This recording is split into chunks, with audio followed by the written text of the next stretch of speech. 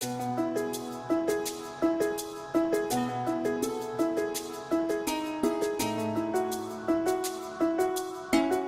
त्योहारों का मौसम हो या शादी ब्याह का उत्सव हो, फूल हर अवसर की जान होते हैं और फूलों में गुलाब सबकी पहली पसंद।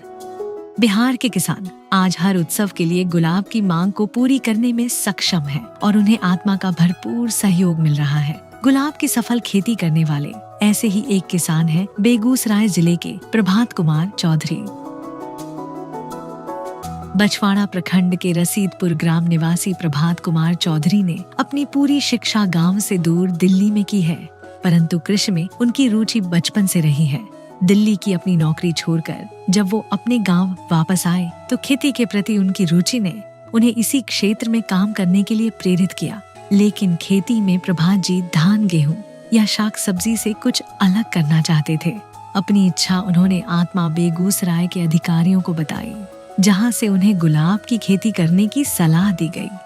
आत्मा के द्वारा काफ़ी अच्छा काम किया जा रहा है और आत्मा के द्वारा हम लोग किसानों को राज्य के बाहर प्रशिक्षण परिभ्रमण, राज्य के अंदर, जिला के अंदर प्रशिक्षण एवं परिभ्रमण करवाते हैं और जो किसान वहां जाते हैं, सीखते हैं और जो अनुश्रवण करते हैं उसको आकर के अपने क्षेत्र में उसको उतारते हैं। ऐसे जो किसान जो प्रगतिशील और नवाचार गतिविधि कर रहे हैं वो हमारे किसान मेला, प्रदर्शनी एवं जिले के अन्य मेलों में अपना स्टॉल लगाते हैं और अपना प्रदर्शनी दिखाते हैं और अपनी जो उन्होंने सीखा और अच्छा किया है इसके लिए उन्हें सम्मानित भी किया जाता है।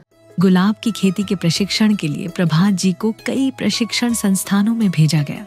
प्रशिक्षण प्राप्त करने के बाद प्रभात जी ने 2 एकड़ में शेड नेट में गुलाब के पौधे लगाए। गुलाब खेती के लिए सबसे पहले जमीन तैयार की जाती है। जमीन तैयार, जैसे मान लीजिए इससे पहले आपने कोई भी फसल लिया हो तो आप सबसे पहले उस पर पुराना गोबर डाल दीजिए। पुराना 6 महीना से पुराना होना चाहिए, ताज़ा गोबर इसको हानि करेगा। पुराना गोबर डाल के उसके बाद सबसे पहले उस पर नौफारा से हो, रोटावेटर से उसको महीन कर दीजिए और सबसे पहले बेड बनाया जाता है। बेड को हम लोग मेड़ के नाम से भी जानते हैं। बेड बना करके उसके ऊपर बसल डोज दिया जाता है। बसल डोज में वर्मी कंपोस्ट डाला जाता है।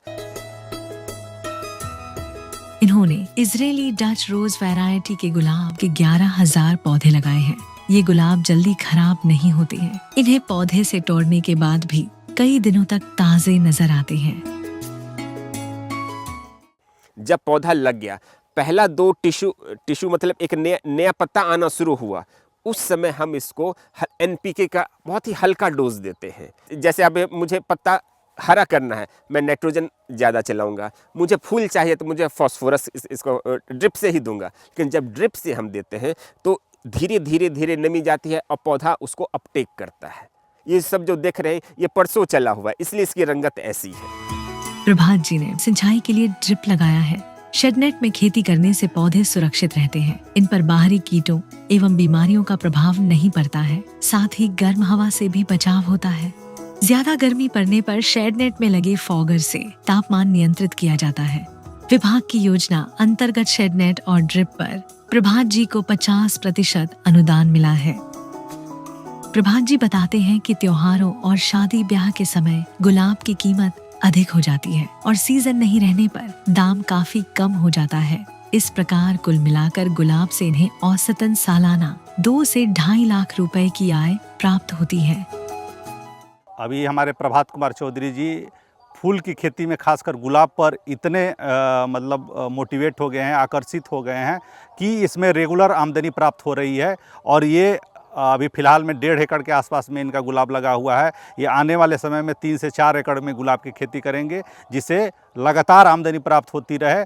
प्रभात जी ने आत्मा बेगूसराय द्वारा आयोजित कई प्रदर्शनियों में हिस्सा भी लिया है, जहां इन्हें सम्मानित किया गया है।